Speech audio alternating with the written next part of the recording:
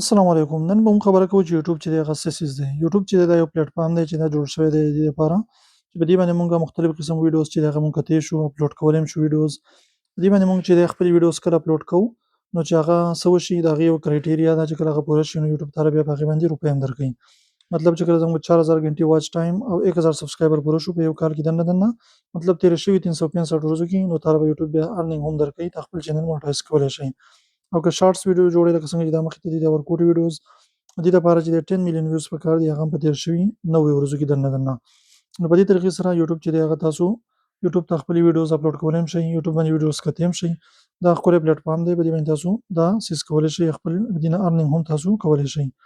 نو ډېر خلک چې دی د دې باره کې که معلومات څوک کول غواړي نو هغه تاسو په دې باندې معلومات کولی شئ چې یوټیوب څه دی.